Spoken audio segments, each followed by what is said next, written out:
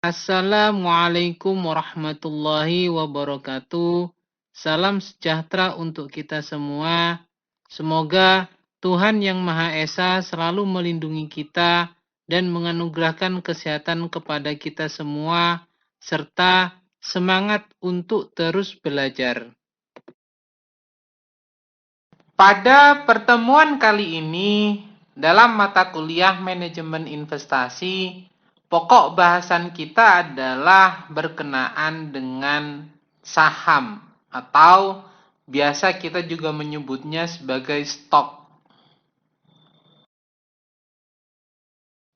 Saham atau stok ini merupakan salah satu instrumen pasar keuangan yang paling populer, di mana menerbitkan saham ini merupakan salah satu pilihan perusahaan ketika memutuskan untuk memperoleh pendanaan perusahaan. Pada sisi lain, saham merupakan instrumen investasi yang banyak dipilih para investor karena saham mampu memberikan tingkat keuntungan yang menarik. Sehingga dengan penjelasan tersebut, maka kita dapat membuat definisi saham, yaitu saham merupakan surat berharga yang diterbitkan emiten atau perusahaan yang ada di bursa efek yang menyatakan bahwa pemilik saham memiliki hak kepemilikan atas aset-aset perusahaan. Definisi lain mengenai saham ini yaitu sebagai tanda penyertaan modal seseorang atau pihak, baik itu badan usaha dalam suatu perusahaan atau perseroan terbatas. Dengan menyertakan modal tersebut, maka pihak tersebut memiliki klaim atas pendapatan perusahaan, klaim atas aset perusahaan, dan berhak hadir dalam rapat umum pemegang saham. Saham juga diartikan sebagai surat berharga yang menunjukkan sebagai bagian kepemilikan atas suatu perusahaan. Jika Anda membeli saham, berarti Anda membeli sebagian kepemilikan atas perusahaan tersebut. Anda berhak atas keuntungan perusahaan dalam bentuk dividen. Jika perusahaan dalam hal ini membukukan keuntungan, maka hak dividen itu baru diberikan. Anda juga bisa mengambil keuntungan dari naiknya harga saham tersebut dari waktu ke waktu. Wujud dari saham ini berupa lembaran-lembaran kertas yang menyatakan bahwa yang namanya tercantum dalam lembaran tersebut adalah pemilik yang sah dari satu perusahaan dengan persentase sesuai dengan nilai investasi yang telah ditanamkan pada perusahaan tersebut. Ini merupakan salah satu bentuk saham di mana saham ini dimiliki oleh PT Gajah Motor. Modal perseroannya adalah sebesar 15 juta yang dibagi dalam bentuk 10 saham prioritas atas nama masing-masing 100.000 dan 1.400 lembar saham biasa atas nama yang nilai masing-masingnya adalah 10.000. Maka breakdown dari modal perseroan tersebut itu terbagi menjadi 10 saham prioritas dan 1.400 saham biasa. Ini contoh saham milik pabrik Harbot Seranit yang berkedudukan di Jakarta dengan modal perseroan sebanyak 5 juta rupiah dan terbagi menjadi 5 saham prioritas yang masing-masing nilainya adalah Rp10.000 dan 4.982 saham biasa yang masing-masing nilainya adalah Rp1.000. Dua contoh saham sebelumnya itu merupakan contoh lembar saham pada periode-periode yang telah lama, sedangkan dua contoh ini adalah lembar saham yang dibuat secara kolektif dalam waktu yang baru. Nah, ini contohnya adalah kepemilikan saham PT International Nikel Indonesia dan PT Semen Persero, di mana untuk PT International Nikel Indonesia ini modal dasar perseroan adalah sebesar 1.092.600.000.000 rupiah yang terbagi atas 1.092.600.000 saham biasa atas nama masing-masing dengan nilai nominal sebesar Rp1.000. Namun bentuknya adalah dibuat dalam surat kolektif. Sedangkan untuk PT Semen Gresik Persero ini modal dasar perseroan sebesar 741.440.000.000 rupiah yang terdiri dari 741.440.000 maksudnya adalah 741.440.000 lembar saham biasa yang nilai nominalnya adalah Rp1.000 per lembar saham dan dibuat dalam surat kolektif saham. Saham ini menunjukkan bukti kepemilikan atas suatu perusahaan yang berbentuk PT. PT dalam ini adalah kalau untuk ke bursa efek itu biasanya PT-nya adalah PT terbuka. Nah, pemilik saham suatu perusahaan ini sama dengan pemegang saham perusahaan, sama dengan sebagai pemilik perusahaan. Sebagai bentuk tanggung jawab pemilik perusahaan ini terbatas pada modal yang disetorkan. Artinya bertanggung jawab terhadap besarnya modal yang disetorkan kalau ada apa-apa baik dalam bentuk keuntungan ataupun kerugian. Ini tanggung jawabnya adalah terbatas pada besaran modal yang disetorkan. Ada beberapa keuntungan yang diperoleh oleh investor dengan adanya kepemilikan saham ini. Maka dengan adanya kepemilikan saham tersebut, tentunya investor diuntungkan. Salah satunya yang pertama adalah diberikannya dividen. Dividen ini merupakan pembagian laba kepada pemegang saham berdasarkan banyaknya saham yang dimiliki. Nah, pengertian lain mengenai dividen ini merupakan bagian keuntungan perusahaan yang dibagikan kepada pemegang saham. Makna lain atau definisi lain dari dividen yang sebenarnya memiliki pemahaman yang sama, yaitu merupakan pembagian keuntungan yang diberikan perusahaan dan berasal dari keuntungan yang dihasilkan oleh perusahaan. Jumlah dividen yang dibagikan dalam hal ini diusulkan oleh Dewan Direksi Perusahaan dan disetujui di dalam rapat umum pemegang saham. Dengan kata lain, dividen diberikan setelah mendapat persetujuan dari pemegang saham dalam RUPS. Jika seorang pemodal atau investor ini ingin mendapatkan dividen, maka pemodal tersebut itu harus memegang saham tersebut dalam kurun waktu yang relatif lama, yaitu hingga kepemilikan saham tersebut berada dalam periode di mana diakui sebagai pemegang saham yang berhak untuk mendapatkan dividen. Karena perhitungan keuntungan atau laporan keuangan perusahaan itu biasanya diterbitkan dalam periode 1 tahun.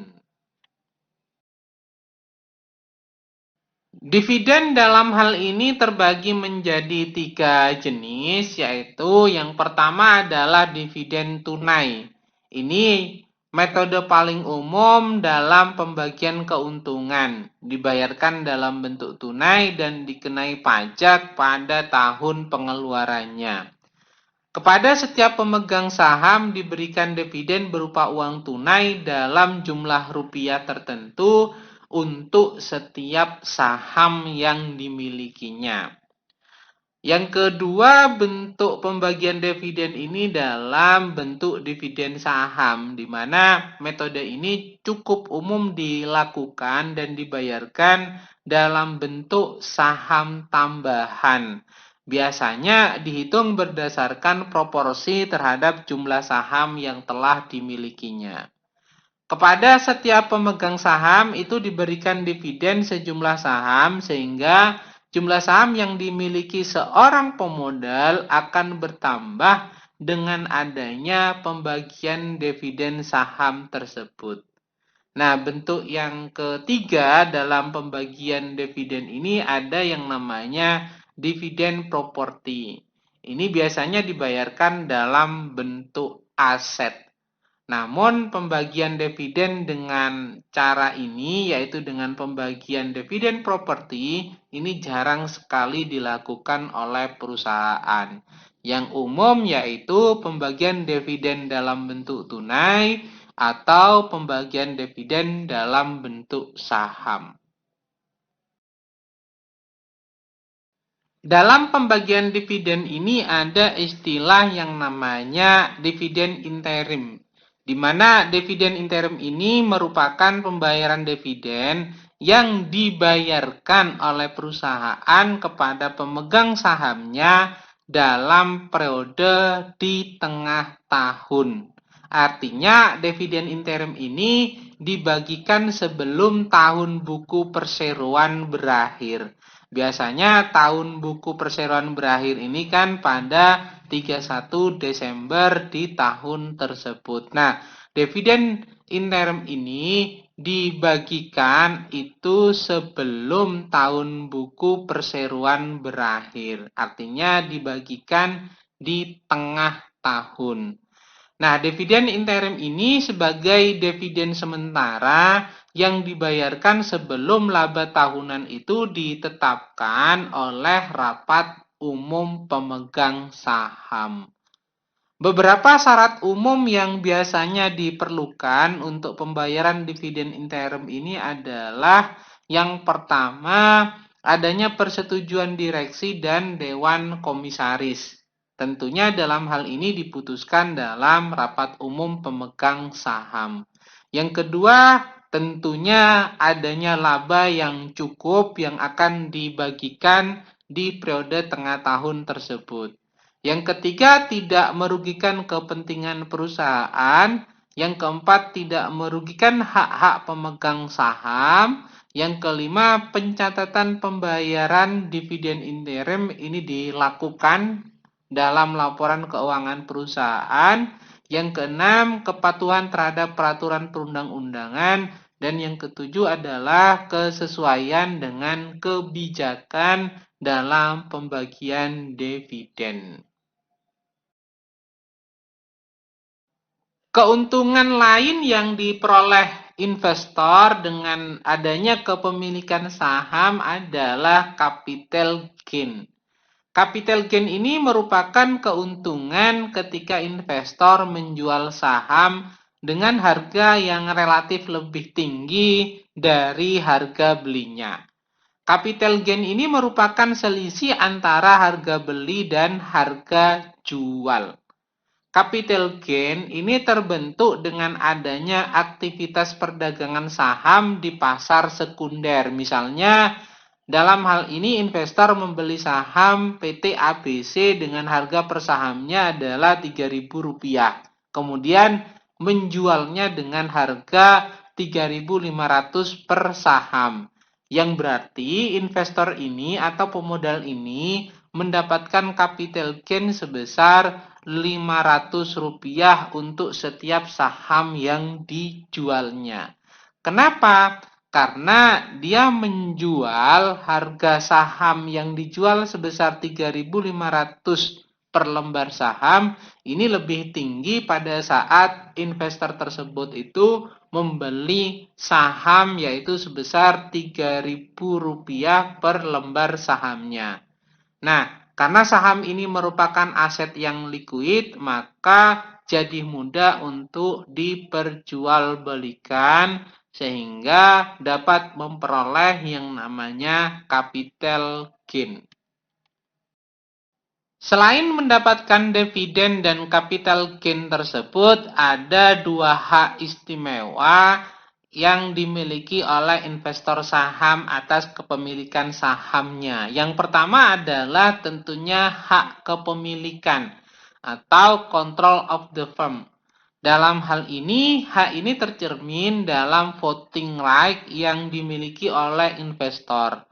Makin besar kepemilikan, tentunya makin besar pula hak pemegang saham untuk mengontrol terhadap aktivitas atau operasional dari perusahaan tersebut. Nah, hak yang kedua yaitu istilahnya adalah preemptive right, di mana ini merupakan hak investor saham untuk didahulukan dalam pembelian saham baru yang diterbitkan oleh perusahaan. Tujuannya yaitu yang pertama adalah untuk melindungi hak kontrol dari investor, yang kedua menghindari yang namanya dilution of value atau penurunan persentase kepemilikan saham yang sudah ada dan sebagian besar akibat perusahaan menerbitkan saham baru. Sehingga persentase kepemilikan saham dari investor tersebut itu tetap terjaga untuk melindungi hak kontrolnya terhadap aktivitas atau operasional perusahaan. Selain memiliki keuntungan sebagaimana yang tadi dijelaskan, saham ini sebagai instrumen investasi tentunya memiliki beberapa risiko. Antara lain yaitu yang pertama adalah tidak mendapatkan dividen. Umumnya perusahaan membagi dividen ketika perusahaan itu menunjukkan kinerja yang baik. Namun ketika perusahaan mengalami penurunan kinerja atau mengalami kerugian, maka perusahaan ini tidak dapat membagikan yang namanya dividen. Karena dividen itu dibagikan dari keuntungan yang dihasilkan oleh perusahaan. Nah, ketika kinerja perusahaan ini mengalami kerugian, maka tidak ada dividen yang dapat dibagikan kepada investor. Resiko yang kedua yaitu capital loss. Capital loss ini merupakan kembalikan dari capital gain. Hal ini terjadi jika kita menjual saham yang kita miliki lebih rendah dari harga jual. Capital loss ini merupakan suatu kondisi di mana investor menjual saham lebih rendah dari harga belinya. Misal yaitu saham PT XYZ dibeli awalnya adalah seharga Rp2.000 per saham, per lembar sahamnya. Kemudian harga saham tersebut itu mengalami penurunan sehingga mencapai pada angka 1.400 per lembar saham. Karena takut harga saham tersebut akan terus turun, maka investor dalam hal ini menjual harga saham atau menjual saham tersebut pada harga 1.400 per lembar sahamnya, sehingga investor tersebut itu mengalami kerugian sebesar Rp600 per lembar saham. Nah, itu namanya capital loss. Sebagaimana tadi dijelaskan bahwa capital loss ini terjadi ketika investor menjual saham yang dimilikinya itu nilainya lebih rendah daripada pada saat melakukan pembelian. Risiko berikutnya yaitu kemungkinan terjadinya risiko likuidasi. Di mana dalam hal ini jika emiten bangkrut atau dilikuidasi, maka para pemegang saham memiliki hak klaim terakhir terhadap aset yang dimiliki perusahaan setelah seluruh kewajiban emiten ini dibayarkan. Contoh misalnya kewajiban terhadap karyawan, kewajiban terhadap supplier, kewajiban dalam masalah perpajakan, dan lain sebagainya. Baru ketika ada sisa dari nilai aset perusahaan tersebut, itu baru dapat diklaim oleh pemegang saham. Kemungkinan terburuknya adalah jika tidak ada lagi aset yang tersisa, maka pemegang saham ini tidak akan memperoleh apa-apa. Perusahaan yang sahamnya dimiliki ketika dinyatakan bangkrut oleh pengadilan atau perusahaan tersebut dibubarkan, maka dalam hal ini hak klaim dari pemegang saham mendapat prioritas terakhir setelah seluruh kewajiban perusahaan itu dapat dilunasi dari hasil penjualan kekayaan perusahaan.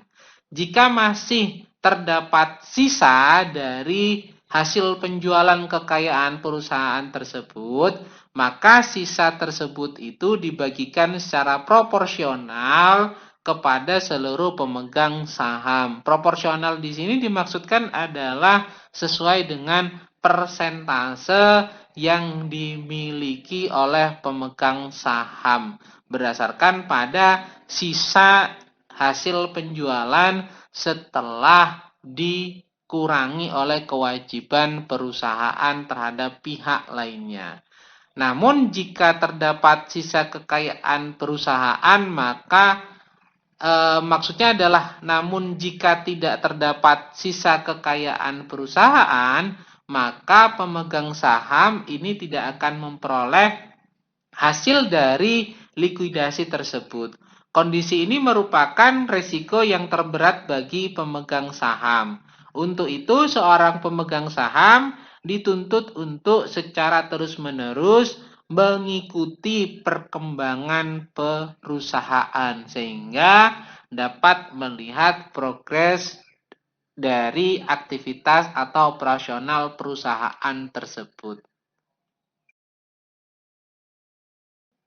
Untuk memberikan informasi yang lengkap tentang perkembangan bursa kepada publik, maka Bursa Efek Indonesia ini menyebarkan data pergerakan harga saham melalui media cetak atau media elektronik yang kita kenal dengan istilah indeks saham.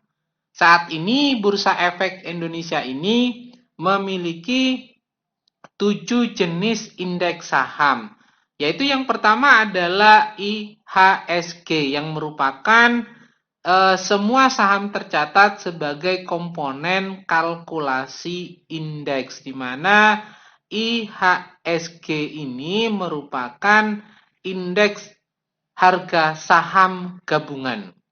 Yang kedua adalah indeks sektoral yang menggunakan semua saham yang masuk dalam setiap sektor. Artinya setiap sektor ini terbagi sehingga ada indeks saham sektoralnya. Yang ketiga adalah indeks LQ45 yang merupakan 45 saham terpilih setelah melalui berbagai atau beberapa tahapan seleksi. Yang keempat ada namanya indeks individual yang merupakan indeks untuk masing-masing saham didasarkan pada harga dasarnya. Ada juga yang kelima yaitu Jakarta Islamic Index merupakan indeks perdagangan harga saham syariah. Terus yang berikutnya yang keenam adalah Jakarta Papan Utama dan Papan Pengembangan, di mana ini merupakan indeks yang didasarkan pada kelompok saham yang tercatat di Bursa Efek Indonesia, yaitu pada papan utama atau pada papan pengembangan. Dan yang terakhir yaitu indeks Kompas 100 yang merupakan 100 saham pilihan dari harian Kompas. Ini 7 macam indeks saham yang ada dalam Bursa Efek Indonesia.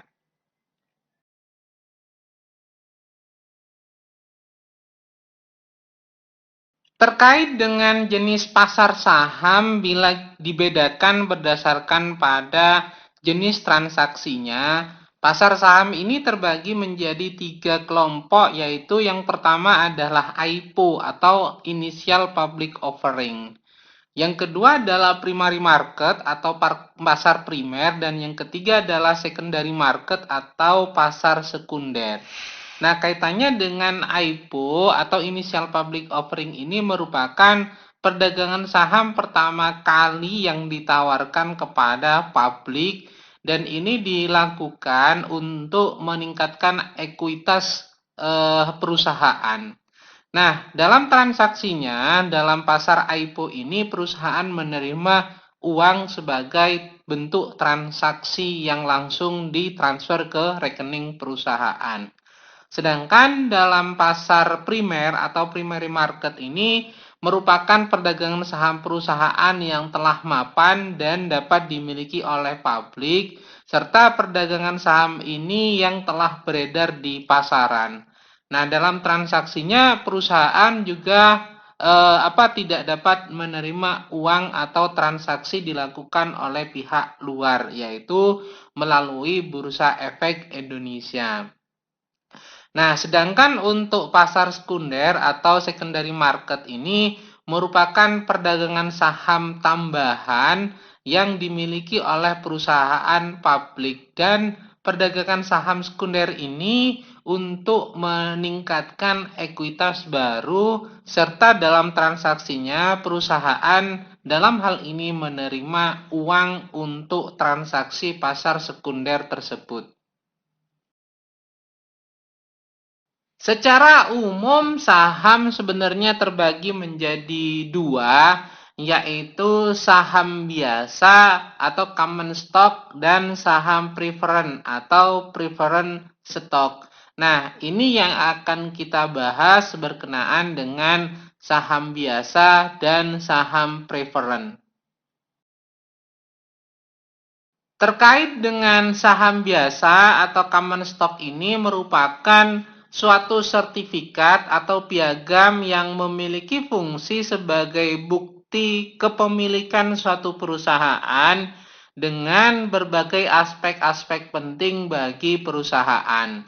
Pemilik saham biasa ini akan mendapatkan hak untuk menerima sebagian pendapatan tetap atau dividen dari perusahaan, serta kewajiban menanggung resiko kerugian yang diderita oleh perusahaan. Saham biasa ini mewakili klaim kepemilikan pada penghasilan dan aset yang dimiliki oleh perusahaan. Orang yang memiliki saham biasa terhadap suatu perusahaan ini memiliki hak untuk ambil bagian dalam mengelola perusahaan sesuai dengan hak suara yang dimilikinya berdasarkan besar kecilnya saham yang dimiliki oleh orang tersebut. Semakin banyak persentase saham yang dimiliki, maka tentunya semakin besar pula hak suara yang dimiliki untuk mengontrol operasional perusahaan. Pemegang saham biasa memiliki kewajiban yang terbatas, artinya jika perusahaan bangkrut, maka kerugian maksimum yang ditanggung oleh pemegang saham ini adalah sebesar investasi pada saham tersebut. Ada 3 karakteristik utama yang menunjukkan itu adalah saham biasa, yaitu yang pertama adalah hak suara pemegang saham ini dapat memilih dewan komisaris.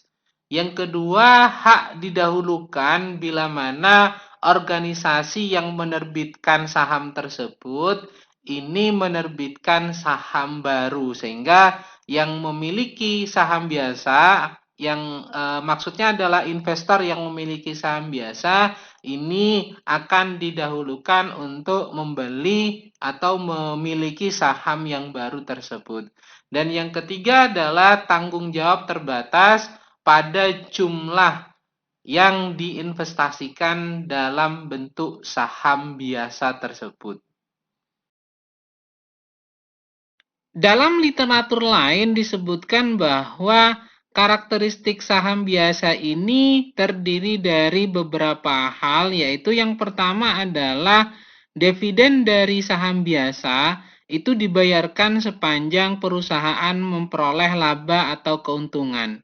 Dan yang kedua, bagi pemegang saham biasa ini memiliki hak suara dalam rapat umum pemegang saham atau RUPS.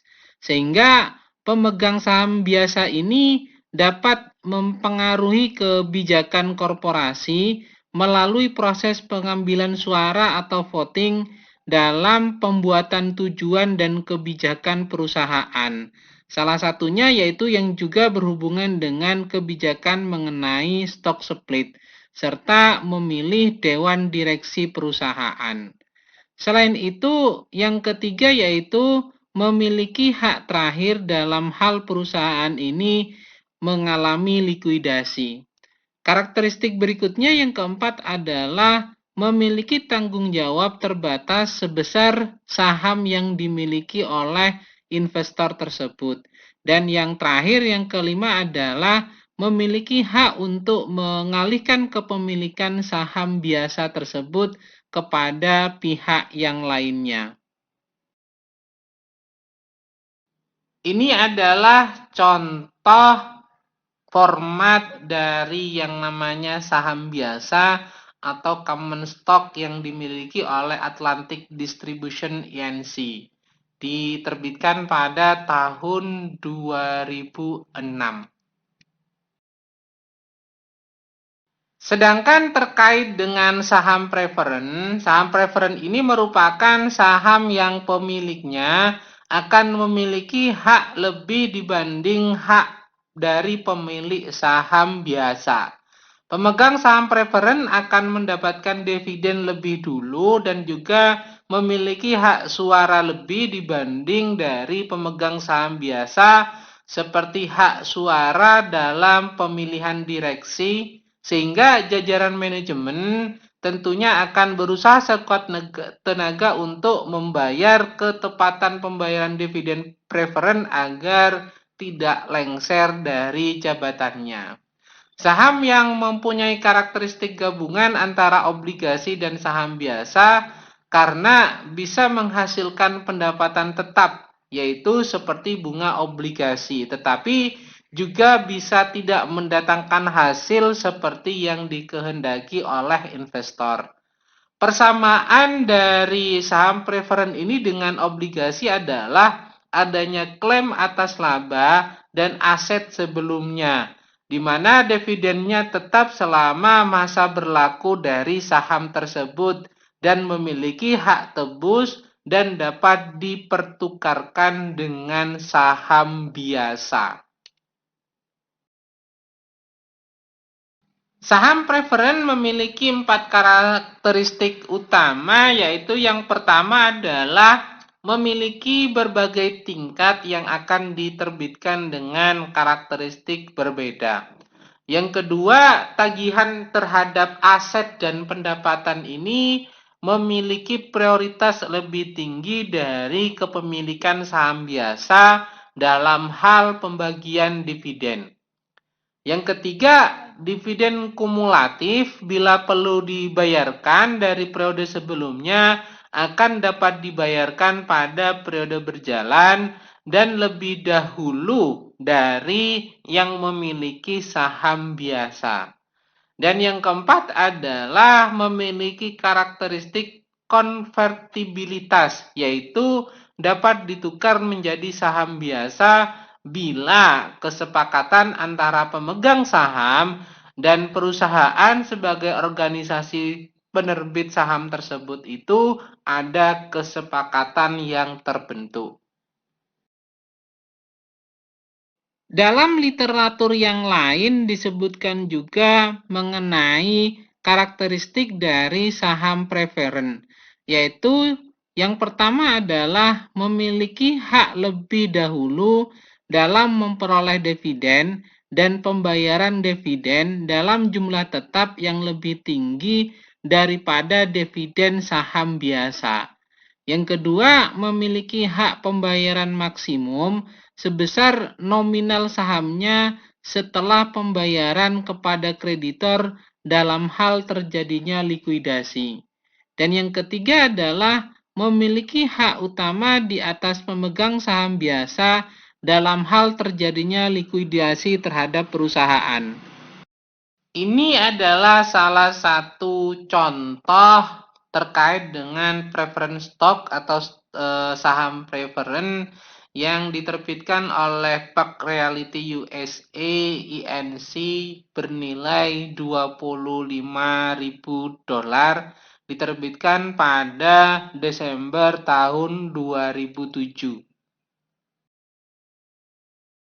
Sedangkan pembagian atau jenis saham bila ditinjau dari kinerja perdagangannya ini terbagi menjadi 5 kelompok, yaitu yang pertama adalah blue chip stock, di mana saham ini merupakan saham biasa dari suatu perusahaan yang memiliki reputasi tinggi sebagai pemimpin atau leader dalam industri sejenisnya.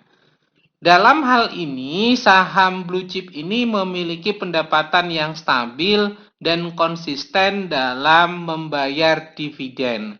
Tentunya, saham blue chip ini menjadi prioritas pilihan dari investor untuk dibeli. Dan yang kedua adalah income stock, di mana income stock ini merupakan saham dari suatu emiten yang memiliki kemampuan membayar dividen lebih tinggi daripada rata-rata dividen yang dibayarkan pada tahun sebelumnya. Saham seperti ini biasanya mampu dalam menciptakan pendapatan yang lebih tinggi dan secara teratur membagikan dividen tunai dan tidak suka menekan laba serta tidak mementingkan terhadap yang namanya potensi. Tapi yang paling penting dari income stock ini adalah kemampuan dalam membayar dividen lebih tinggi dibandingkan dengan rata-rata dividen yang dibayarkan pada tahun sebelumnya, diakibatkan karena terciptanya pendapatan yang lebih tinggi secara teratur. Jenis saham berikutnya yang ditinjau dari kinerja perdagangan adalah growth stock. Ini terdiri dari dua bagian, yaitu well known dan lesser known, di mana well known ini merupakan saham dari emiten yang memiliki pertumbuhan pendapatan yang tinggi sebagai pemimpin di industri sejenis yang mempunyai reputasi tinggi. Ini hampir sama penjelasannya dengan blue chip stock tadi. Dan yang kedua adalah lesser known, di mana lesser known ini merupakan saham dari emiten yang tidak menjadi pemimpin dalam industri, namun memiliki ciri growth stock, yaitu terjadinya pertumbuhan terhadap pendapatan, sehingga saham ini akan terus bergerak untuk menghasilkan pendapatan. Berikutnya adalah spekulatif stok, di mana spekulatif stok ini merupakan saham dari suatu perusahaan yang tidak bisa secara konsisten memperoleh penghasilan setiap tahunnya, namun memiliki kemungkinan penghasilan yang tinggi di masa mendatang, walaupun hal tersebut itu spekulatif, artinya belum memiliki kepastian. Dan yang berikutnya, yang terakhir, yang kelima, berkaitan dengan saham bila dipandang dari kinerja perdagangannya adalah counter cyclical stock, di mana ini merupakan saham yang tidak terlalu terpengaruh oleh kondisi ekonomi makro maupun situasi bisnis secara umum. Pada saat resesi ekonomi, harga saham ini akan tetap tinggi, di mana emitennya atau perusahaan yang menerbitkan saham tersebut itu mampu memberikan dividen yang tinggi sebagai akibat dari kemampuan emiten tersebut dalam memperoleh penghasilan yang tinggi walaupun pada masa resesi. Yang menjadi pertanyaan sekarang adalah apa yang sebenarnya dapat menentukan saham harganya ini naik dan turun. Ada beberapa hal yang menjadi faktor dalam menentukan naik turunnya harga saham tersebut. Yaitu yang pertama adalah kondisi ekonomi mikro dan makro. Ini tentunya dapat mempengaruhi terhadap naik turunnya dari harga saham. Yang kedua adalah kebijakan perusahaan dalam memutuskan untuk ekspansi atau perluasan usaha. Yang ketiga adalah adanya pergantian direksi secara tiba-tiba, karena hal ini dapat mempengaruhi terhadap trusting yang dimiliki oleh investor terhadap emiten tersebut. Dan yang keempat adalah adanya direksi atau pihak komisaris perusahaan yang terlibat tindak pidana dan kasusnya masuk ke pengadilan. Tentunya ini juga akan mempengaruhi terhadap trusting investor terhadap emiten yang dapat menjadi faktor naik dan turunnya harga saham. Dan yang kelima adalah kinerja perusahaan yang terus-menerus mengalami penurunan dalam setiap waktunya. Ini tentunya akan berdampak terhadap turunnya harga saham. Dan yang keenam adalah adanya risiko sistematis, yaitu suatu bentuk resiko yang terjadi secara menyeluruh dan telah ikut menyebabkan perusahaan tersebut itu terlibat terhadap yang namanya sistematis atau risiko sistematis tersebut. Dan yang ketujuh adalah efek dari psikologi pasar yang ternyata mampu menekan terhadap kondisi teknikal jual beli saham. Bila efek psikologi pasar ini dapat ditekan dengan baik, tentunya harga saham tidak akan mengalami penurunan. Tapi kalau misalnya dalam kondisi resesi, misalnya harga saham ini stabil atau dividen yang dibayarkan yang dipengaruhi oleh pendapatannya ini stabil, tentunya harga saham juga akan stabil. Itu 7 hal yang menjadi faktor dalam naik turunnya harga saham. Ada 4 hal yang menjadi alasan bagi perusahaan atau emiten untuk menjual sahamnya, yaitu yang pertama adalah adanya kebutuhan dana dalam jumlah besar dan pihak perbankan ini tidak dapat memberikan pinjaman dengan berbagai alasan sehingga dapat menjual kepemilikan saham tersebut kepada publik agar likuiditas keuangan untuk memenuhi kebutuhan dana tersebut itu dapat terpenuhi. Yang kedua adalah keinginan perusahaan untuk mempublikasikan kinerja perusahaan secara lebih sistematis. Tentunya untuk meningkatkan trusting atau image dari perusahaan tersebut. Dan yang ketiga adalah menginginkan harga saham perusahaan ini terus naik dan terus diminati oleh konsumen secara luas, sehingga ini nantinya akan memberikan efek kuat bagi perusahaan yang akan berdampak terhadap sustainability dari perusahaan tersebut. Alasan yang terakhir, yang keempat adalah mampu memperkecil risiko yang mungkin timbul karena adanya permasalahan risiko diselesaikan dengan adanya pembagian dividen. Ini adalah 4 alasan kenapa perusahaan melakukan penjualan saham.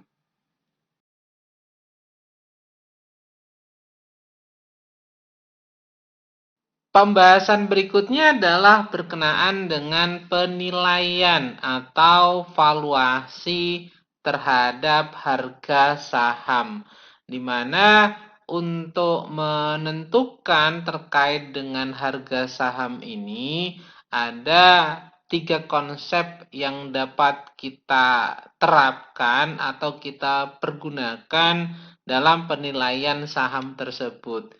Yang pertama adalah nilai buku atau book value, di mana nilai buku ini merupakan nilai yang tercantum pada pembukuan perusahaan. Ini bisa diketahui dari neraca perusahaan, yaitu pada total modal sendiri dibagi dengan jumlah lembar saham yang beredar, sehingga kita akan mengetahui nilai buku dari saham tersebut. Nah, yang kedua adalah nilai pasar atau market price, di mana nilai ini merupakan nilai saham sesuai dengan yang beredar di pasaran. Nah, yang ketiga ini merupakan nilai intrinsik atau intrinsic value yang biasanya disebut juga sebagai nilai teoritis. Nah, ini merupakan present value dari semua aliran kas yang diterima investor di masa yang akan datang. Untuk dapat mengetahui nilai intrinsik dari suatu saham, maka perlu dilakukan yang namanya analisis terhadap harga saham yang bertujuan untuk menaksir nilai intrinsik suatu saham dan kemudian membandingkannya dengan harga pasar saham pada saat ini sebagaimana harga yang beredar di pasaran. Nah, sebagaimana tadi disebutkan bahwa nilai intrinsik ini menunjukkan present value atau nilai pada saat ini terkait dengan arus kas yang diharapkan dari saham tersebut, sehingga kita dapat memutuskan untuk melakukan investasi terhadap saham tersebut. Nah, ada tiga gambaran mengenai penilaian terhadap nilai intrinsik ini, yaitu apabila nilai intrinsiknya ini lebih besar daripada harga pasar saham pada saat ini, maka hal tersebut dapat dinyatakan sebagai undervalue atau harga saham ini terlalu rendah. Sedangkan apabila nilai intrinsiknya ini kurang dari harga pasar saham pada saat ini, maka dapat dinyatakan sebagai overvalue atau harga saham ini terlalu mahal. Nah, sedangkan apabila nilai intrinsiknya ini sama dengan harga pasar saham saat ini, maka dapat dinyatakan bahwa harga saham tersebut itu dinilai wajar dan berada dalam kondisi keseimbangan. Ada dua tahapan dalam menentukan nilai intrinsik dari harga saham ini. Yang pertama adalah melakukan analisis fundamental, di mana analisis fundamental ini menghitung nilai intrinsik menggunakan data keuangan perusahaan. Dan dalam analisis fundamental ini ada tiga tahapan yang harus dilakukan, yaitu analisis ekonomi, analisis industri, dan analisis perusahaan. Nah, tahapan yang kedua selain analisis fundamental ini adalah melakukan analisis teknikal, di mana analisis teknikal ini menghitung nilai intrinsik dari data perdagangan saham, baik itu harga dan volume penjualan yang telah lalu, sehingga kita dapat menganalisa terkait dengan pergerakan dari saham tersebut. Nah, berkaitan dengan analisis fundamental, ini Tahapan yang pertama adalah melakukan analisis ekonomi, di mana dalam analisis ekonomi ini terdapat hubungan yang erat antara kondisi ekonomi global dan kondisi ekonomi nasional terhadap kinerja pasar modal suatu negara, apalagi terhadap suatu perusahaan yang sifatnya lebih mikro.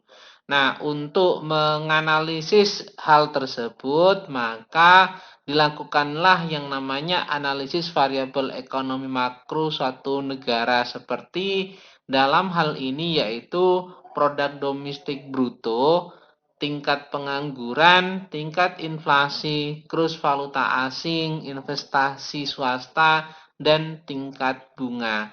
Sehingga parameter atau variabel dalam ekonomi makro tersebut itulah yang akan berdampak terhadap kinerja pasar modal dalam suatu negara, dan itu pastinya juga berdampak terhadap kinerja suatu perusahaan. Analisis yang kedua dalam tahapan analisis fundamental ini adalah melakukan analisis industri. Analisis industri ini diperlukan untuk memilih industri yang memiliki prospek yang menguntungkan. Nah, ada beberapa penelitian yang menyebutkan bahwa industri yang berbeda mempunyai tingkat return yang berbeda. Juga ada penelitian yang menyebutkan bahwa tingkat return dari masing-masing industri ini berbeda setiap tahunnya. Selain itu, juga ada yang menyebutkan bahwa tingkat return perusahaan-perusahaan di suatu industri yang sama terlihat cukup beragam. Ada juga yang menyebutkan bahwa tingkat risiko industri ini juga beragam. Dan bahkan ada yang menyatakan bahwa tingkat risiko suatu industri ini relatif stabil sepanjang waktu. Nah, berdasarkan pada hasil penelitian-penelitian tersebut, tentunya diperlukanlah yang namanya analisis industri untuk dapat memilih industri mana yang memiliki prospek yang menguntungkan untuk dapat dilakukannya investasi. Yang terakhir dalam analisis fundamental yang harus dilakukan adalah melakukan analisis perusahaan, di mana analisis perusahaan ini diarahkan untuk mengetahui apakah saham suatu perusahaan ini sebenarnya layak untuk dijadikan pilihan investasi atau tidak. Nah, hasil analisis perusahaan ini harus bisa memberikan gambaran tentang nilai perusahaan, karakteristik internal, kualitas dan kinerja manajemen, serta prospek perusahaan di masa yang akan datang. Sehingga dengan melakukan analisis perusahaan ini, kita dapat memutuskan bahwa investasi pembelian saham ini dapat kita lakukan atau tidak terhadap perusahaan yang telah kita analisa tersebut untuk dilakukan pembelian saham. Terkait dengan analisis perusahaan ini, ada beberapa parameter yang dapat dipergunakan untuk melakukan analisis, yaitu diantaranya adalah menghitung keuntungan yang diharapkan dari saham.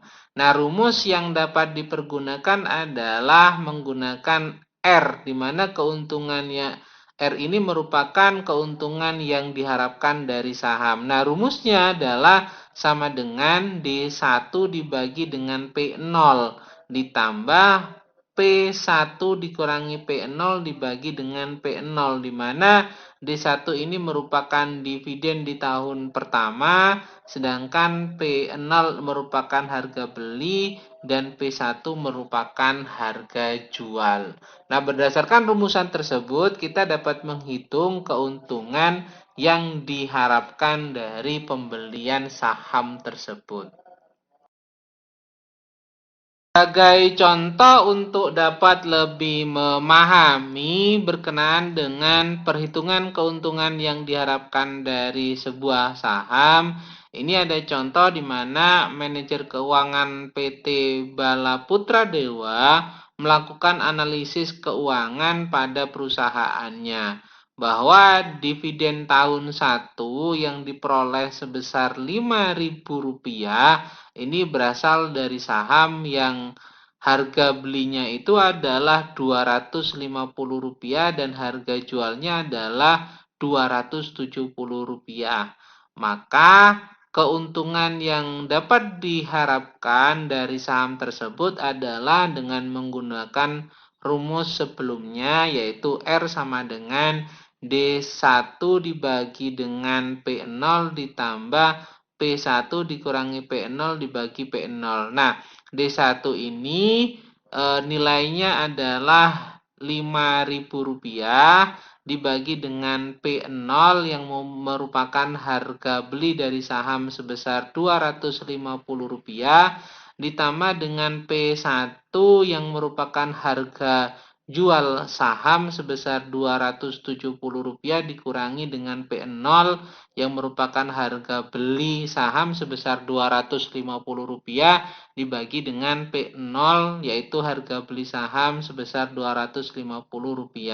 Ketemu R sama dengan 20 ditambah 0,80 sehingga R adalah nilainya 20,80.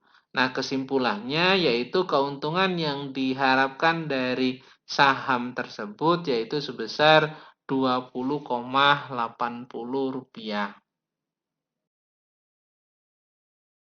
Rumusan berikutnya yang dapat dipergunakan dalam melakukan analisis perusahaan adalah menghitung nilai buku per lembar saham, di mana menggunakan rumus NBP sama dengan TE dibagi dengan JSP, di mana NBP ini merupakan nilai buku per lembar saham, sedangkan TE ini adalah total ekuitas dan JSP adalah jumlah saham yang beredar.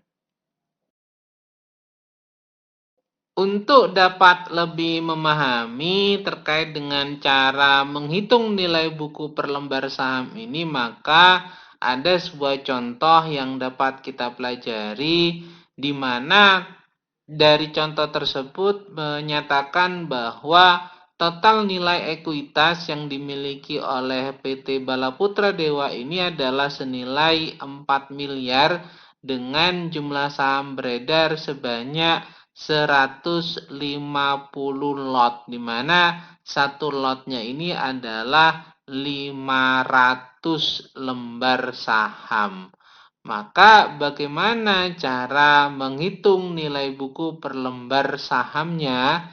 Yaitu dengan memasukkan atau menggunakan rumus yang telah disampaikan sebelumnya, yaitu NBP sama dengan TE dibagi dengan JSB, di mana NBP ini adalah kita mencari nilai buku per lembar sahamnya, sedangkan TE merupakan total ekuitas. Nah, total ekuitas ini yaitu sebesar 4 miliar rupiah. Sedangkan JSB adalah jumlah saham yang beredar. Dari kasus ini jumlah saham yang beredar yaitu sebanyak 150 lot, di mana satu lotnya ini adalah 500 lembar saham, yang artinya untuk mengetahui berapa lembar saham yang beredar tinggal mengalikan, yaitu 150 lot dikali 500 lembar saham ketemu nilainya adalah 75.000 lembar saham. Sehingga untuk menghitung nilai buku per lembar sahamnya yaitu 4 miliar dibagi 75.000 ketemu nilainya adalah 53.333,33, yang artinya nilai buku per lembar sahamnya adalah sebesar 53.333,33 rupiah. Rumusan lain yang dapat dipergunakan dalam analisis perusahaan ini adalah menggunakan earning per share atau EPS, di mana earning per share ini merupakan pendapatan per lembar saham, merupakan bentuk pemberian keuntungan yang diberikan kepada pemegang saham dari setiap lembar saham yang dimilikinya. Artinya, berapa per lembar saham ini dapat memberikan keuntungan terhadap pemegang saham atau kepada investornya. Ini dengan menggunakan rumus IPS atau earning per share. Nah, rumusnya yaitu IAT dibagi dengan JSP, di mana IAT ini merupakan earning after tax atau laba setelah pajak dibagi dengan jumlah saham yang beredar. Nah, untuk lebih memahami cara dalam menghitung earning per share ini, yaitu dalam sebuah kasus di mana PT Bala Putra Dewa ini memperoleh laba setelah pajak atau earning after tax-nya sebesar 750 juta rupiah dengan jumlah saham beredar sebanyak 150 lot, di mana satu lotnya ini adalah sebanyak 500 lembar saham. Maka diminta untuk menghitung nilai keuntungan per lembar sahamnya, sehingga investor dapat mengetahui berapa keuntungan per lembar saham dari saham yang dimiliki oleh investor tersebut. Nah, rumusnya itu tadi, yaitu kita menghitung earning per share-nya dengan membagi antara laba setelah pajak atau earning after tax dengan JSB atau jumlah saham yang beredar. Nah, kita ketahui bahwa laba setelah pajak ini sebesar 750 juta rupiah. Sedangkan jumlah saham yang beredar ini adalah sebanyak 150 lot, di mana satu lotnya adalah 500 lembar. Sehingga jumlah saham yang beredar itu sebenarnya adalah 150 lot dikali 500 lembar saham. Ketemunya adalah 75.000 lembar saham. Sehingga earning per share-nya atau nilai keuntungan per lembar sahamnya adalah 750 juta dibagi 75.000 lembar saham. Ketemu nilainya adalah Rp10.000. Artinya nilai keuntungan per lembar sahamnya itu adalah sebesar Rp10.000. Rumusan lain yang dapat dipergunakan dalam melakukan analisis perusahaan ini adalah menggunakan rumus price earning ratio atau PER, di mana price earning ratio ini merupakan perbandingan antara market price per share atau harga pasar per lembar saham dengan earning per share-nya atau laba per lembar saham. Sehingga rumus yang dipergunakan adalah PER atau per earning ratio sama dengan market price per share dibagi dengan earning per share atau MPS dibagi dengan EPS. Untuk lebih memudahkan cara bagaimana menghitung price earning ratio ini, yaitu sebagaimana kasus yang menyatakan bahwa PT Bala Putra Dewa menginginkan pada saat melakukan go public memperoleh harga pasar per lembar sahamnya adalah Rp12.000 dan mengharapkan laba per lembar sahamnya adalah sebesar Rp315. Maka cara untuk menentukan berapa nilai price earning ratio-nya adalah dengan membagi harga per lembar saham yaitu sebesar Rp12.000 dibagi dengan laba per lembar saham yang diharapkan yaitu sebesar Rp315. Ketemu nilai price earning ratio-nya adalah sama dengan 38 kali.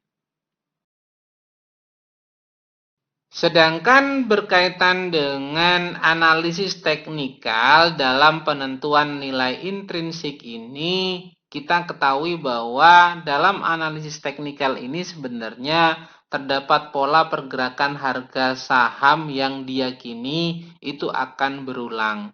Nah, biasanya menggunakan grafik atau chart untuk menemukan pola pergerakan dari harga saham tersebut. Analisis ini merupakan upaya untuk memperkirakan harga saham dengan melakukan pengamatan terhadap perubahan harga di waktu yang lalu. Analisis ini didasarkan pada argumen bahwa harga saham itu sebenarnya mencerminkan informasi yang relevan, serta informasi yang relevan itu ditunjukkan oleh perubahan harga di waktu yang lalu. Dan perubahan harga saham itu akan mempunyai pola tertentu dan pola tersebut itu akan berulang. Maka dipergunakanlah yang namanya analisis teknikal yang didasarkan pada grafik atau chart, sehingga orang yang melakukan analisis teknikal ini dapat disebut sebagai chartis. Terkait dengan penilaian saham, dalam beberapa literatur yang lain ini terbagi menjadi dua, yaitu penilaian saham biasa dan penilaian saham preferen. Di mana dalam penilaian saham biasa, perhitungan nilai saham biasa ini menggunakan dividen sebagai dasarnya, sehingga dengan dasar tersebut dilakukan asumsi bahwa para investor ini sebenarnya bersedia untuk membayar suatu saham di masa sekarang dengan harapan terjadinya harga jual dan dividen di masa yang akan datang. Untuk penilaian saham biasa dengan metode yang pertama yaitu menggunakan dividen diskon model atau model diskonto dividen yang kita singkat menjadi MDD. Nah, dividen diskon model ini merupakan model untuk melakukan estimasi harga saham dengan mendiskontokan semua aliran dividen yang akan diterima di masa yang akan datang. Nah, perhitungan harga saham sekarang yang menyatakan bahwa nilai saham sama dengan present value dari semua dividen yang diharapkan diterima di masa yang akan datang. Sehingga rumusan dalam menentukan dividen diskon model ini untuk mengetahui nilai dari present value-nya yaitu D1 dibagi 1 plus K pangkat 1 ditambah dengan D2 dibagi 1 ditambah K pangkat 2 dan seterusnya, di mana ini ditambahkan lagi dengan D dengan dividen pada periode yang seterusnya ditambah dengan price atau harga saham pada periode berikutnya dibagi dengan 1 ditambah K untuk pangkat N. Pangkat N merupakan periode yang selanjutnya.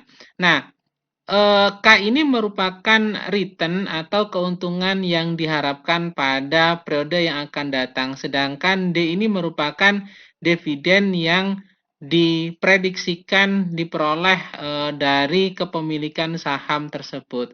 Sedangkan simbol P merupakan price atau harga dari saham tersebut. Sebagai contoh dalam penggunaan dividen diskon model ini yaitu diramalkan bahwa PT ABC akan membayar dividen sebesar Rp300, selanjutnya adalah Rp324 dan selanjutnya adalah Rp350 untuk 3 tahun yang akan datang. Nah, pada akhir tahun ketiga, ini PT ABC akan menjual saham dengan harga rencananya adalah Rp9.448. Nah, pertanyaannya adalah berapakah harga saham tersebut apabila diketahui return yang diharapkan adalah sebesar 12%.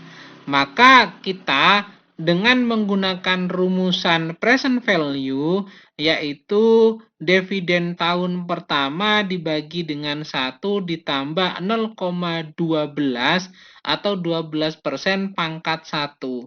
Nah, selanjutnya ditambah dengan dividen tahun berikutnya, tahun kedua, yaitu sebesar Rp324 dibagi 1 plus 12% pangkat 2. Ditambah dengan dividen ketiga, yaitu sebesar Rp350 ditambah dengan harga jual yang direncanakan pada tahun ketiga, yaitu sebesar 9.448 dibagi dengan 1 ditambah 12% pangkat 3, karena ini merupakan tahun yang ketiga. Maka ketemu nilai present value-nya adalah sebesar Rp7.500. Dan ini dapat disimpulkan bahwa harga saham tersebut yaitu sebenarnya nilainya adalah sebesar Rp7.500.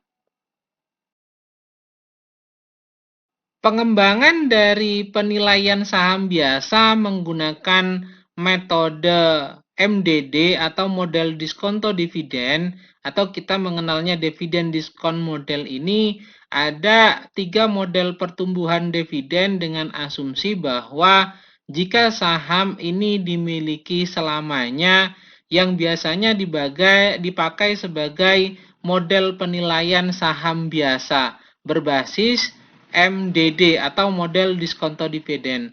Apa saja model pertumbuhan dividen tersebut? Yaitu yang pertama adalah model pertumbuhan nol atau zero growth model, dan yang kedua adalah model pertumbuhan konstan atau constant growth model, dan yang ketiga adalah model pertumbuhan tidak konstan atau non constant growth model. Nah, untuk model yang pertama dalam penilaian saham biasa menggunakan dasar model dividen diskon ini, yaitu model pertumbuhan nol atau zero growth model, di mana sebenarnya model ini berasumsi bahwa dividen yang dibayarkan perusahaan itu tidak akan mengalami yang namanya pertumbuhan, yaitu tetap dari waktu ke waktu. Nah, dividen ini akan dipertahankan pada tingkatnya yang sekarang untuk seterusnya. Sehingga rumus dari model pertumbuhan nol ini yaitu PV atau present value sama dengan dividen dibagi dengan return atau keuntungan yang diharapkan pada masa yang akan datang. Sebagai contoh dalam model pertumbuhan nol ini, yaitu sebuah saham diperkirakan membayarkan dividen tiap tahunnya yaitu sebesar Rp500 dengan tingkat pengembalian yang disyaratkan yaitu sebesar 20%. Maka kita diminta untuk menghitung nilai intrinsik dari saham tersebut. Sehingga kita tinggal memasukkan dalam rumus yang telah ditetapkan untuk model pertumbuhan nol ini, di mana PV atau present value ini sama dengan dividen dibagi dengan K atau return yang disyaratkan pada periode atau yang diharapkan pada periode selanjutnya. Sehingga dalam contoh kasus ini maka dividen sebesar Rp500 dibagi dengan 20% atau 0,2 sehingga ketemu nilai intrinsik dari saham tersebut yaitu sebesar Rp2.500. Model pertumbuhan dividen berikutnya yang kedua dalam melakukan penilaian saham biasa ini yaitu model pertumbuhan konstan atau constant growth model, di mana dalam model ini disebut juga dengan Gordon model, yaitu diambil dari nama penemu model pertumbuhan konstan ini yang bernama Myron J. Gordon. Nah, ada 3 hal yang perlu diperhatikan dalam constant growth model ini, yaitu yang pertama adalah dividen tumbuh sesuai dengan tingkat pertumbuhan perusahaan. Yang kedua, model ini mengasumsikan bahwa dividen ini tumbuh pada suatu tingkat tertentu yang konstan selama waktu yang tidak terbatas. Dan yang ketiga, model pertumbuhan konstan ini cocok untuk perusahaan mature, yaitu perusahaan yang dalam tahapan dewasa dengan pertumbuhan yang stabil. Ini 3 hal yang perlu diperhatikan dalam penilaian saham biasa terkait dengan pertumbuhan dividen secara konstan. Rumus persamaan dari model pertumbuhan konstan ini atau model Gordon ini dapat kita lihat bahwa present value sama dengan D0 dikali 1 ditambah G dibagi 1 ditambah K. Di mana D ini merupakan dividen per lembar sebelum tumbuh, sedangkan G ini merupakan tingkat pertumbuhan dividen dan K-nya merupakan tingkat pengembalian yang disyaratkan. Nah, untuk tahun-tahun berikutnya itu rumusannya tinggal ditambahkan, yaitu D0 dikali 1 ditambah G pangkat 2 dibagi 1 ditambah K pangkat 2 juga. Nah, untuk tahun berikutnya, tahun ketiga ya rumusnya sama, D0 dikali 1 ditambah G pangkat 3 dibagi 1 tambah K pangkat 3. Dan ini terus sampai pada tahun yang diharapkan dari pertumbuhan dividen tersebut, sehingga akan ketemu rumusan di mana D0 dikali 1 ditambah G untuk pangkat seterusnya sesuai dengan pertumbuhan dari tahun yang diharapkan dari dividen tersebut dibagi 1 ditambah K dengan pangkat yang juga seterusnya. Nah, rumusan tersebut pada akhirnya kalau disederhanakan ketemu yaitu D0 dikali 1 ditambah G dibagi K dikurangi G, sehingga rumus sederhananya adalah D1 sama dengan D1 dibagi dengan K dikurangi G. Nah, sebagaimana yang tadi disampaikan bahwa D0 ini merupakan dividen per lembar saham sebelum terjadinya pertumbuhan, sedangkan G merupakan tingkat pertumbuhan dividen dan K merupakan tingkat pengembalian yang disyaratkan.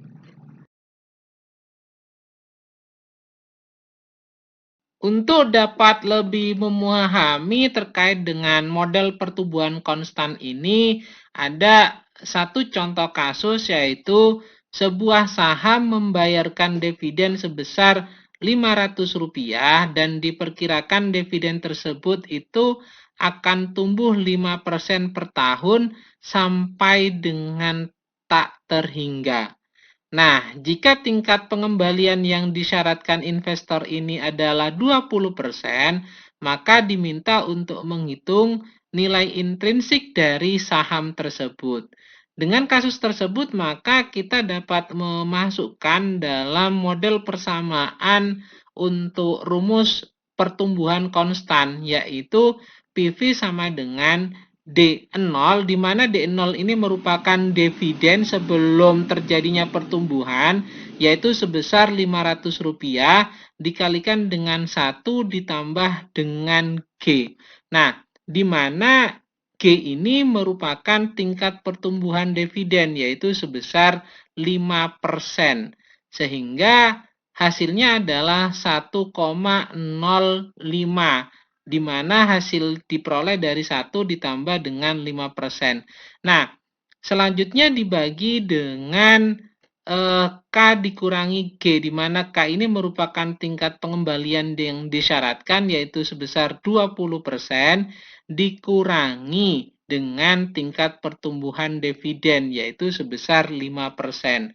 Maka dari rumusan tersebut ketemu nilai intrinsik dari saham tersebut, yaitu sebesar Rp3.500.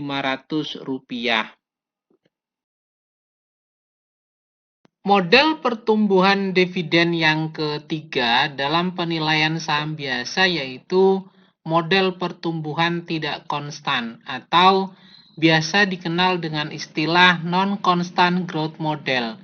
Di mana dalam model ini biasanya diketahui bahwa model pertumbuhan tidak konstan ini sesuai untuk menilai saham perusahaan yang mempunyai karakteristik pertumbuhan yang fantastis di tahun-tahun awal, sehingga bisa membayarkan dividen dengan tingkat pertumbuhan yang tinggi. Namun, setelah pertumbuhan dividen yang fantastis tersebut, perusahaan hanya mampu membayar dividen pada tingkat yang lebih rendah, tapi konstan hingga waktu yang tak terbatas. Tahapan-tahapan perhitungan yang harus dilakukan untuk menghitung dengan menggunakan model pertumbuhan tidak konstan ini, yaitu yang pertama adalah membagi aliran dividen menjadi dua bagian, di mana bagian awal ini meliputi aliran dividen yang fantastis, dan aliran yang kedua yaitu aliran dividen dengan pertumbuhan yang konstan. Nah, tahapan yang kedua selanjutnya adalah menghitung nilai sekarang dari aliran dividen yang fantastis pada bagian awal. Selanjutnya yaitu dilanjutkan pada tahapan ketiga untuk menghitung nilai sekarang dari semua aliran dividen selama periode pertumbuhan konstan. Dan yang terakhir, yang keempat adalah menjumlahkan hasil perhitungan nilai sekarang dari kedua bagian perhitungan aliran dividen tersebut.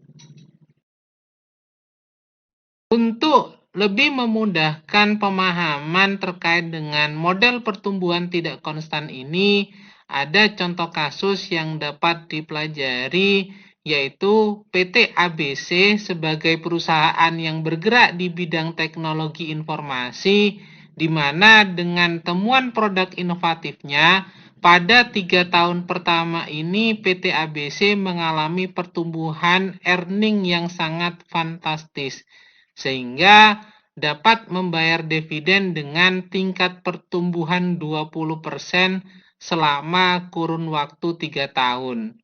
Nah, setelah tahun ketiga dan seterusnya, perusahaan pada akhirnya memutuskan untuk membayar dividen dengan tingkat pertumbuhan 10% per tahun selamanya. Dan diketahui bahwa dividen awal atau D0-nya ini adalah sebesar Rp1.000 dengan tingkat return yang disyaratkan investor yaitu 15%. Maka diminta untuk menghitung nilai intrinsik dari saham PT ABC tersebut. Untuk menyelesaikan contoh kasus tersebut, maka kita akan menghitung pertumbuhan dividen yang tidak konstan ini pada tahun pertama, tahun kedua, tahun ketiga, dan tahun berikutnya yang tidak dipastikan berapa tahun karena kelanjutannya adalah secara menyeluruh. Nah, untuk tahun pertama, pertumbuhan dari awalnya nilai dividen ini sebesar Rp1.000, ini terjadi kenaikan sebesar 20%. Maka ketemu dividen tahun pertama, tahun berikutnya itu adalah 1.200. Nah, untuk tahun kedua dengan kenaikan 20% juga ketemu nilai dividennya adalah 1.440. Dan pada tahun ketiga dengan tingkat kenaikan dividen yang yaitu ketemu nilainya adalah 1728 dan berikutnya ketemu nilainya adalah 1900,8 karena tingkat pertumbuhannya sebesar 10% yang konstan. Nah, ketika sudah diketahui nilainya, maka kita diminta untuk menghitung pada masing-masing nilai dari return yang disyaratkan, yaitu sebesar 15%. Sehingga ketemu dari perhitungan di tahun pertama itu adalah 1043,48, yang tahun berikutnya yang kedua adalah 1088,85 dan yang tahun ketiga ketemu adalah 1136,19. Nah, untuk yang pertumbuhan pada tahun ketiga dan seterusnya itu dengan pertumbuhan 10%, sebenarnya awalnya ketemu nilainya adalah Rp38.016. Namun karena harus dikalikan dengan tingkat return yang disyaratkan oleh investor sebesar 15%, maka ketemu nilainya adalah Rp24.996,14. Dan ketika dijumlahkan ketemunya adalah 28.264,66.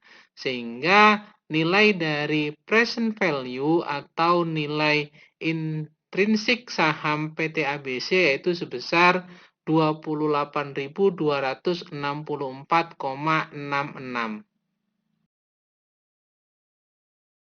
Bila mana kita menghitung pertumbuhan tidak konstan ini dengan menggunakan rumus present value, maka kita tinggal memasukkan pada rumusan yang telah ada.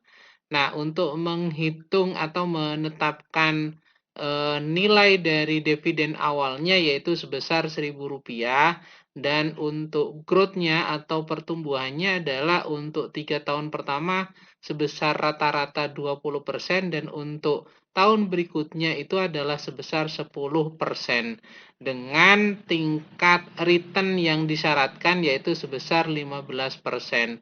Maka kita akan menemukan hasil yang sama dengan perhitungan manual sebelumnya yaitu present value-nya sebesar Rp28.264,66.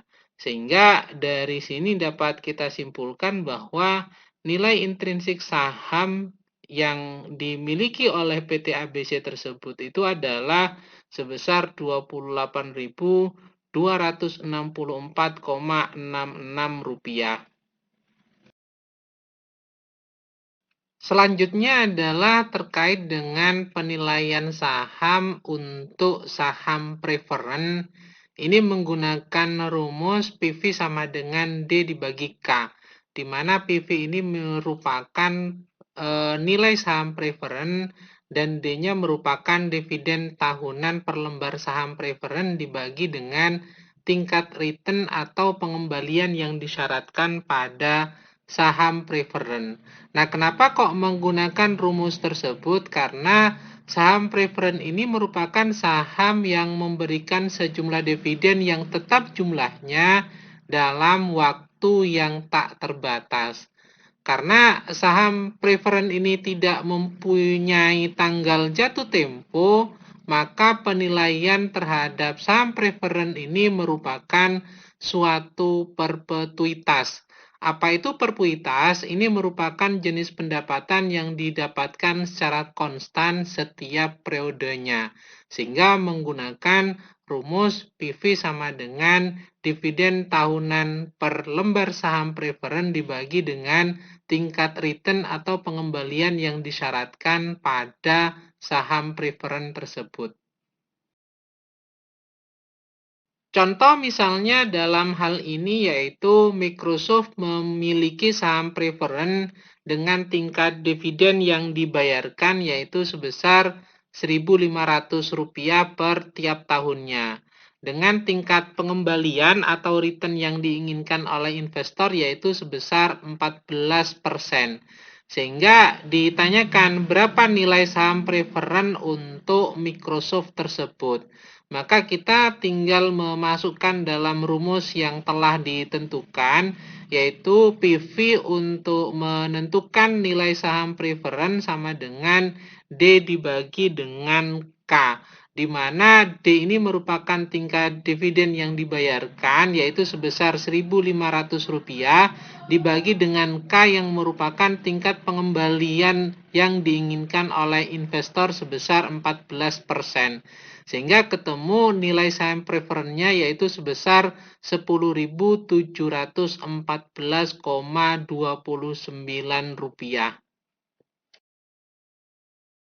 Setelah kita mempelajari bagaimana analisis fundamental dan analisis teknikal dilakukan untuk menentukan nilai intrinsik dari harga suatu saham, sehingga kita dapat memutuskan untuk melakukan investasi atau tidaknya terhadap saham perusahaan tersebut. Ada baiknya kita juga harus memahami beberapa istilah yang ada dalam pasar saham tersebut. Yaitu yang pertama adalah stock repurchase atau buyback, di mana stock repurchase atau buyback ini merupakan pembelian kembali saham perusahaan. Nah, apa itu? Yaitu suatu kegiatan di mana perusahaan melakukan pembelian kembali atas saham mereka yang telah beredar di pasar bursa yang telah dimiliki oleh pemegang saham. Stock repurchase atau buyback ini atau pembelian saham kembali ini merupakan salah satu cara yang dilakukan perusahaan untuk mendistribusikan cash flow yang dimiliki perusahaan kepada pemegang sahamnya selain dalam bentuk dividen. Nah, dari penjelasan tersebut dapat kita maknai bahwa perusahaan yang menerbitkan saham ini dapat membeli kembali saham yang telah beredar di pasaran atau saham yang telah dimiliki oleh para investor atau para pemegang saham. Tujuannya adalah untuk mendistribusikan cash flow yang dimiliki oleh perusahaan tersebut kepada pemegang saham. Artinya mengembalikan dana tersebut kepada pemegang saham selain dalam bentuk namanya dividen. Istilah lain yang harus dipahami dalam pasar saham ini adalah right issue yang ada kaitannya dengan hak memesan efek terlebih dahulu.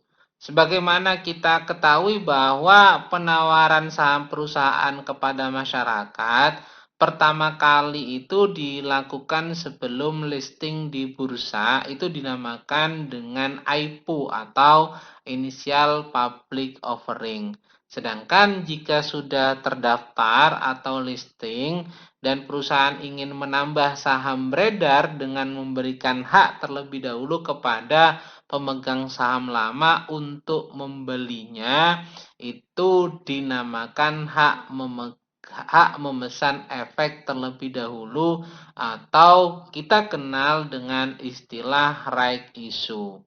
Right issue ini merupakan hak yang diperoleh para pemegang saham yang namanya telah terdaftar dalam daftar pemegang saham suatu perseroan terbatas untuk menerima penawaran terlebih dahulu untuk membeli saham pada harga yang telah ditentukan dan dalam periode tertentu.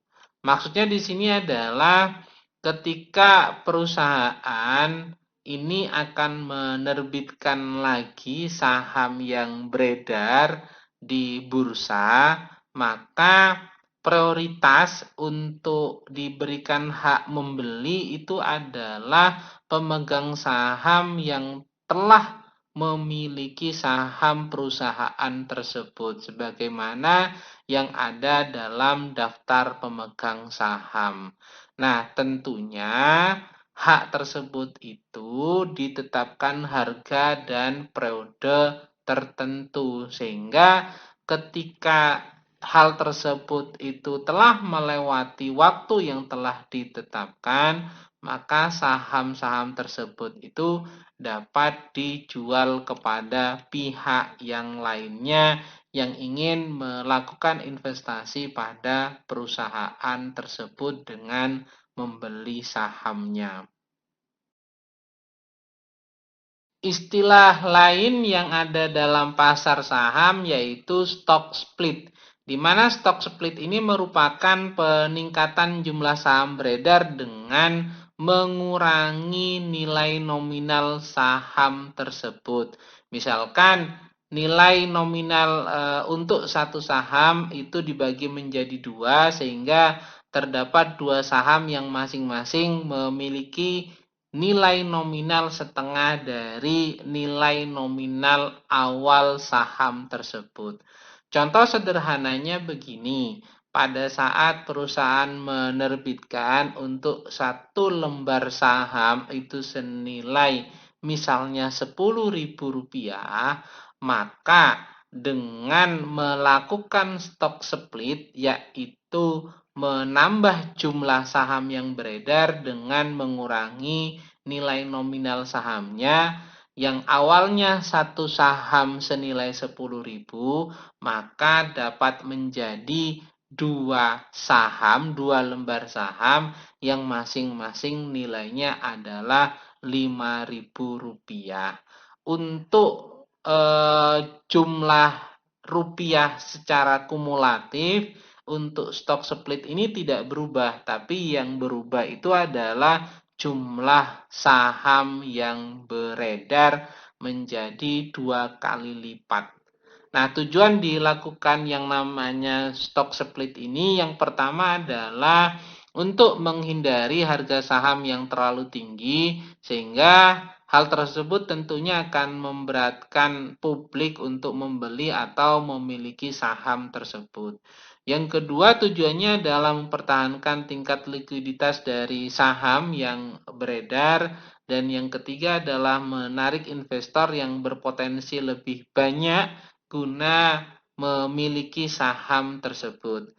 Dan yang keempat adalah menarik minat investor kecil untuk memiliki saham tersebut karena jika terlalu mahal, maka kepemilikan dana dari investor kecil ini pastinya tidak akan terjangkau. Nah, dengan dilakukan yang namanya stock split, maka kemungkinan investor kecil ini dapat membeli dengan harga saham tersebut dengan harga yang terjangkau.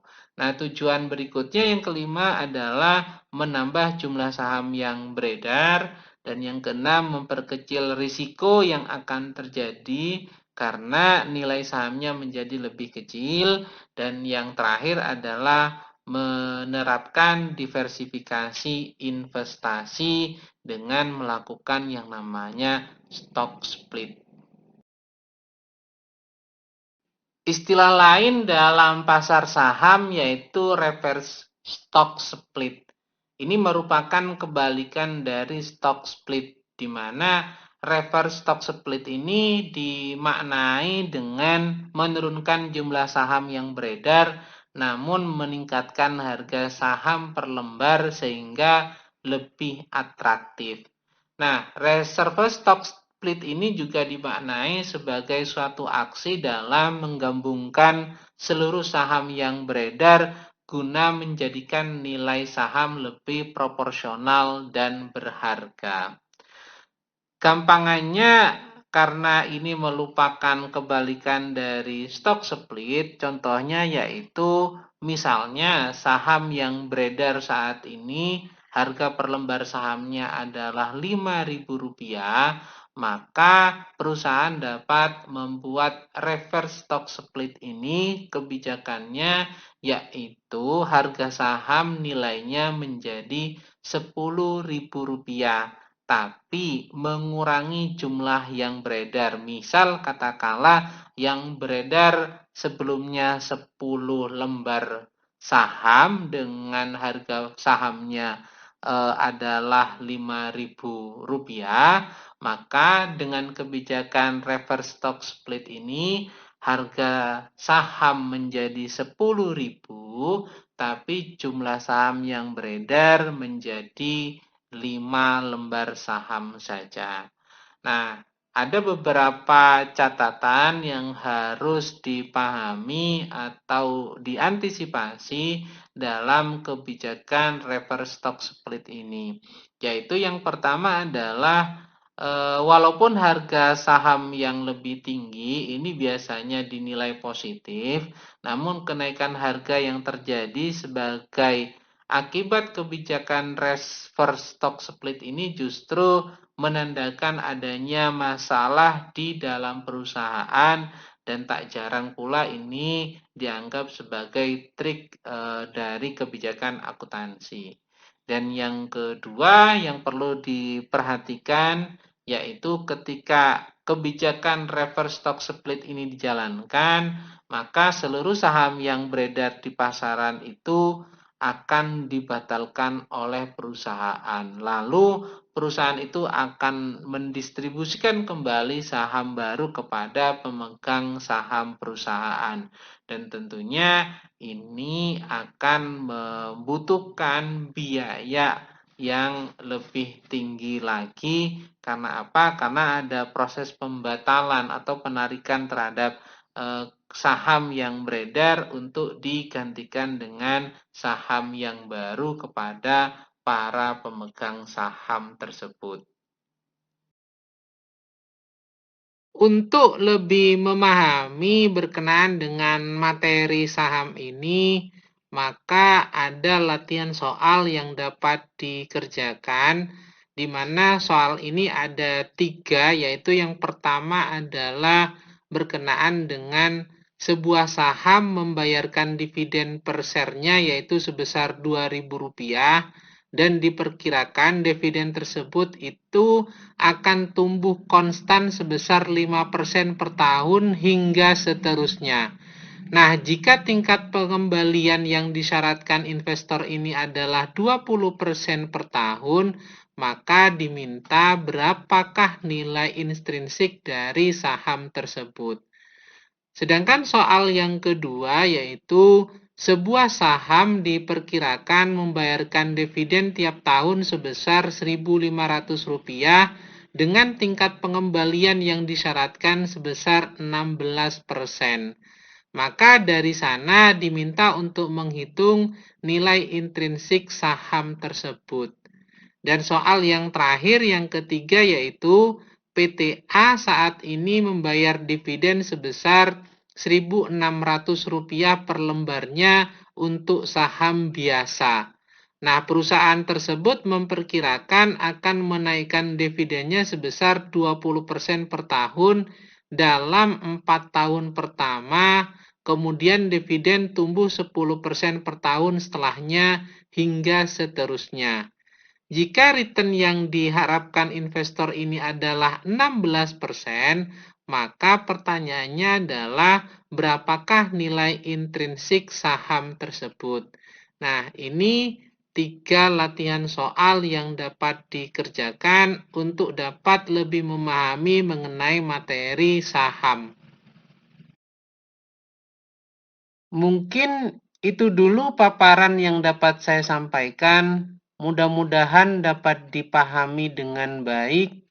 Bila ada hal yang kurang berkenan, saya mohon maaf sebesar-besarnya. Saya akhiri, wabillahi taufik wal hidayah. Wassalamualaikum warahmatullahi wabarakatuh. Jangan lupa untuk selalu menjalankan pola hidup sehat dan bersih.